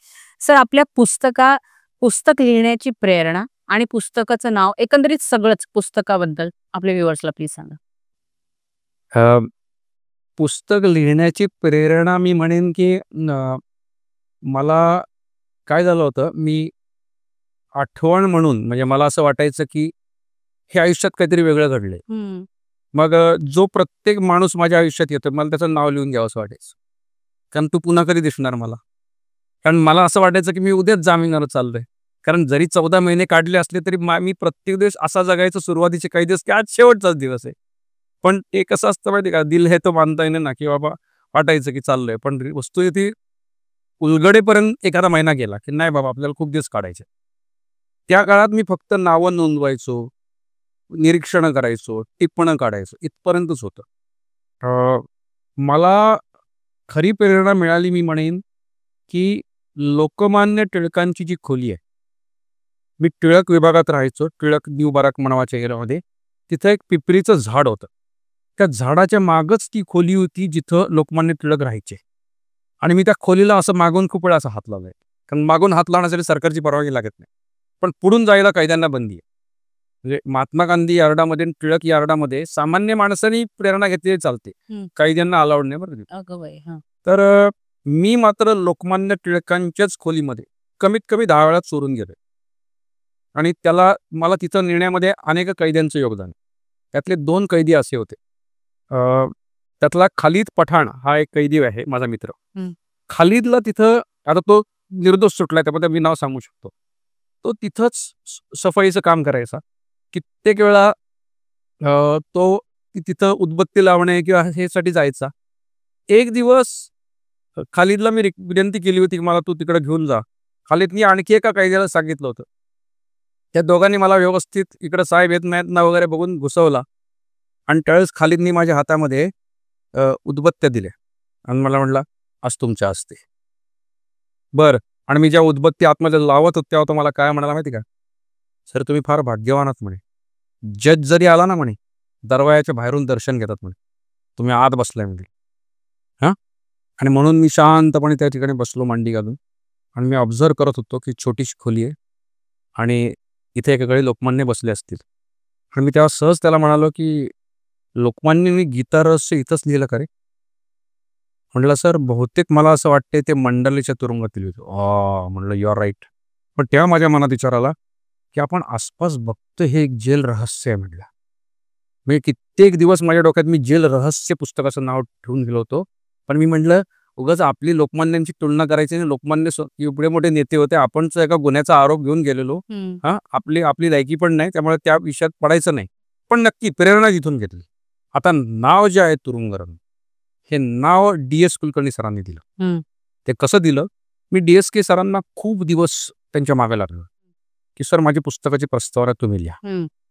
तर मला म्हणाले एक काम कर ना, तू एखादा चांगला वकील शोध, जज बघ, एखादे चांगले लेखक समीक्षक बघ. मी म्हटलं खरं सांग कसं आहे, मी आयुष्यात पहिलं पुस्तक लिहितोय, मला साहित्यातलं काही कळत नाही. मी सामान्य माणसाच्या भाषेमध्ये इथले शब्द इथं वापरलेत लेखणी पुस्तकात. मला हेच हे आहे. म्हणलं मला माझा आवाज परेतून येतोय. म्हणजे आम्ही जेव्हा पोलीस खात्यामध्ये जेव्हा परेड करायचो ना, तेव्हा तो परेड कमांडर सांगायचा पेट से आवाज निकालो. म्हणजे इथून केला तर घसा बसतो ना, पण बेंबीच्या देठापासून आवाज निघाला पाहिजे. तसं म्हणलं ते माझा पेट से निकली हुई आवाज आहे ती तशी. त्यामुळं तोच व्यक्ती समजू शकेल की ज्यांनी जेल पाहिलंय. आणि तुम्ही पाहिलंय म्हणलं, तुम्ही चांगले साहित्यिक आहात स्वतःही. तर त्यांनी मान्य केलं आणि त्यांनी एक सुंदर प्रस्तावना लिहिली. त्या प्रस्तावनेतलं एक वाक्य होतं, त्यात असं लिहिलं होतं की जशी पु ल देशपांड्यांनी प्रवास वर्णनावर पूर्वरंग हे पुस्तकं लिहिली, तशा परिभाषेमध्ये हा तुरुंगरंग शोभून दिसतो. आणि असं वाक्य वाचल्यानंतर मी म्हणलं माझा अनेक दिवसाचा प्रश्न सुटला. प्रकाशकांना म्हणलं, आणि म्हणजे आशिष पाटकर आमचे प्रकाशक जेव्हा त्याला तुरुंगरंगाला अरे फॅब्युलस म्हटलंय, फार भारी, असं ते जुळून आलं. बरं, आमच्या व्ह्युअर्स पैकी कोणाला हे पुस्तक घ्यायचं असेल तर कुठे अवेलेबल आहे? खूप ठिकाणी अवेलेबल आहे. म्हणजे Amazonवर अवेलेबल आहे, फ्लिपकार्टवर अवेलेबल आहे, मनोविकास प्रकाशनाच्या साईटवर. किंबहुना तुम्ही गुगलवर जाऊन आता तुरुंगरंग टाका, 25 तुम्हाला सापडतील. म्हणजे गंमत अशी आहे पुण्यातले एक प्रकाशक आहेत, मोठे प्रकाशक आहेत, त्यांच्याविषयी मला आदर आहे. त्यांना मी हे पुस्तक छापण्यासाठी पाठवलं होतं आणि तेथून मला एक साभार हे परत आलं होतं. तेही प्रकाशक त्यांच्या वेबसाईटवर विकतात. खूप मोठं यश आहे सर हे. खरंच नाही म्हणजे पुढे पुन्हा मला त्यांच्याविषयी काहीच नकारात्मक भावना नाही. मला सन्मान आहे, आदर येतो त्यांच्याविषयी. तुरुंगातील जीवनातून लीडरशिप विषयी काही नवीन शिकायला मिळालं का? हा म्हणजे असं आहे की अनेक लीडरशिप थेरीज आहेत, त्या कागदावर मांडल्या तो. उदाहरणार्थ एक पुस्तक आहे इंग्रजीमध्ये, हू मूड माय चीज. म्हणजे अचानक तुमच्या आयुष्यात डिस्ट्रप्शन येतं. मला कंपनीतून काढून टाकलेलं आहे, माझं आयुष्य उद्ध्वस्त झालंय. मला माझं जे जुना इतके दिवस कमावलेलं आहे ते मातीमोल झालंय आणि मला नव्याने उभं राहायचं. मग आपण कसं जगायचं? कणत कणत जगायचं का गाणं म्हणत जगायचं? आम्ही कुडत कुडत जगायचं, काहीतरी नवं शोधत जगायचं. तर मग अशा वेळी तुम्हाला मॅनेजमेंटचं हे प्रिन्सिपल जी थिअरी होती, हू मूड माय चीजमध्ये, ती 2 उंदीर आहेत बाबा. अचानक तुमच्या आयुष्यातलं चीज गायब झाले आणि त्यातलं एक उंदीर आरतर पडतोय अस्वस्थ आणि दुसरा उंदीर विचारतो मला काहीतरी शोधलं पाहिजे असतं. तसं जेलमध्ये असताना जेव्हा माझं करिअर उद्ध्वस्त झालं होतं, तेव्हा माझ्याकडे काहीही नव्हतं. जेव्हा मला वाटायचं माझ्या आयुष्याची वाट लागली, तेव्हा आजूबाजूच्या 4 कैद्यांना वाटायचं की हा मनुष्य जेलमध्ये आल्यामुळे कदाचित माझा जेल बाहेर जायचा रस्ता सुकर झाला. त्याला असं वाटायचं की देवाचीच कृपा की हा माणूस आत आला आणि मी म्हणायचं देवा तू काय केलंस? तर मग अशा जेव्हा देवा कन्फ्युजच असणारे प्रश्न नाही की आपण आज चांगलं केलं का वाईट कृत्य केलं. तर त्यावेळी तो मनुष्य माझ्याकडे चार्जशीट आणून द्यायचा, त्याचे टेस्टिमोनियल्स आणून द्यायचा, किंवा त्याची कागदपत्र इथं याच्यातली आणून द्यायचे, जामिनाचे अर्ज आणून द्यायचा, त्याच्या ऑर्डर्स आणून द्यायचा. हे वाचता वाचता अचानक मला कळलं, अरे मी जुन्या काळात 2011 ते 14 टाइमपास म्हणून LLB केलं आणि मी कुठल्याच वकिलाकडे जाऊन कुठलंच प्रोबेशन केलं नाही.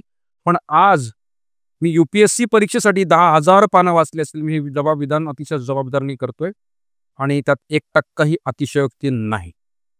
सर मी UPSC परीक्षेसाठी साधारण 8 ते 10,000 पानं वाचली असतील 4 वर्षात. मी 14 महिन्यामध्ये 30,000 पानं वाचली असतील. वाह! वाह!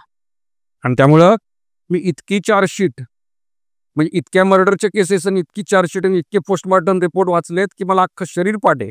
तर त्यामुळे काय विचार केला, यार परमेश्वर ना अशा अनुभवातून पण तुम्हाला एक रस्ता दाखवतो आणि त्यामुळे प्रॅक्टिकली सांगायचं झालं तर मी आज जाऊन वकिलीचं प्रोफेशन करतो. हे एक मॅनेजमेंटचा मी तुम्हाला एक उदाहरण दिलं.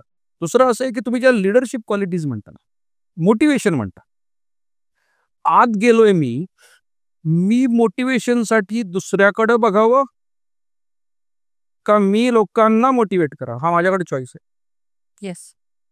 सोपा चॉईस हा आहे की मी रडावं आणि दुसऱ्यासमोर जाऊन हातपाय पसरावे आणि सहानुभूती मागावी आणि आयुष्यभर माझ्यावर कसा अन्याय झाला. मी आजपर्यंत माझ्या पुस्तकात कुठं नाही लिहिलं, मी आजपर्यंत कुठल्या पॉडकास्टमध्ये नाही बोललो. पॉइंट असा आहे की जो माझा ऐकतोय तो स्वतः कुठल्या तरी तुरुंगवासामध्ये आहे. जो ऐकतोय तोही गांजलेला आहे आणि तो माझ्या बोलण्यामध्ये जर त्याला कुठेतरी आशेचा किरण दिसत असेल तर ते मोटिवेशन मला लोकांना दिलं पाहिजे. आणि कदाचित मला असं वाटतं की ही लिडरशिपची जी ट्रेनिंग्ज आहेत, ठीक आहे, सिच्युएशन आली मग लोकांनी तुम्हाला कशासाठी आठवण ठेवावी की तुमच्यावर खूप अवघड प्रसंग आला आणि त्यात तुम्ही मोडून पडला, का तुमच्यावर खूप अवघड प्रसंग आला आणि तो कधी आला आणि कधी गेला कळलंच नाही. लोकांनी तुम्हाला तुमची आठवण कशासाठी ठेवावी की माझ्या कधीतरी मला घरामध्ये वावटा आला, माझे चप्पल उडून गेलो आणि नंतर मी छान छप्पर बांधलं, नव्या घरात निवांत राहतो. मला असं वाटतं की त्या काळामध्ये जो सगळ्यात चांगला लिडरशिपचा जो धडा मिळाला आणि जो मी फॉलो करतो तो असा की असा आयुष्यातला जो प्रसंग आहे तो अपघात समजून विसरून जा आणि नव्याने सुरू करा. सुंदर. खूपच छान होतं सर हे आणि खूप इन्स्पिरेशनल आहे. खूप स्वतःला पुन्हा घडवताना कोणती गोष्ट सर्वात कठीण होती? असं आहे ना की थिअरी सांगणं सोपं असतं की मोटिवेट करा स्वतःला. तुमच्या आसपास कोणीच नाही हो, ना माझे आई वडील आहेत, ना भाऊ आहे, ना बायको आहे, पोरं आहेत. म्हणजे तुमचं जो कॉन्फिडन्स आहे तो साईन वेव्ह सारखा जातो. म्हणजे बायको किंवा भाऊ भेटायला येतो, अचानक तुमचा कॉन्फिडन्स आणि तुमचा मोटिवेशन पंप होतं, 2-4 दिवस राहतं, ते हळूहळू पुन्हा व्हायला लागतं. जसं असं एक आठवडा संपत येतो तसं ते खाली जायला लागतं. अचानक एखादी नकारात्मक बातमी येते, कोणाच्या घरात काहीतरी, कुणाचं तरी निधन झालं, कुणाची तरी तब्येत खराब झाली किंवा जेलमध्येच कोणीतरी आत्महत्या केली, खटकन खाली जातं. ही सायनुसॉइडल वेव्ह आहे ना, त्याचा जो ट्रफ असतो खालचा, तो फार कठीण असतो त्यामध्ये. तर मला असं वाटलं की त्या काळात जी सर्वात अवघड गोष्ट काय होती ते करायला, की आपण थिअरी मांडतो की मला असं करायचंय, मला मोटिवेटेड राहायचंय, मला काहीतरी पॉझिटिव्ह करायचंय. पण अचानक तुमच्या आयुष्यात असे अनेक प्रसंग त्या काळात 14 महिन्यात येऊन जातात की त्या क्षणाला वाटतं तुम्ही जगूच. आणि मला असं वाटायचं की ते 10 सेकंद जेव्हा मला असं वाटायचं की आपण इथून उडी मारावी किंवा संपून टाकावं, ते 10 सेकंदातून बाहेर येणं माझं खूप अवघड होतं.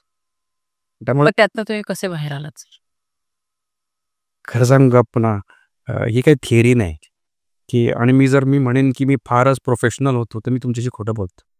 म्हणजे मी असं तुम्हाला नक्की सांगू शकतो की मी आतमध्ये होतो, मी कसा तोफ होतो, मी कसं एकदम ध्यानधारणा करायचो, मला माझी चित्त इथं स्थिर असायचं, त्यामुळे असं काही नव्हतं.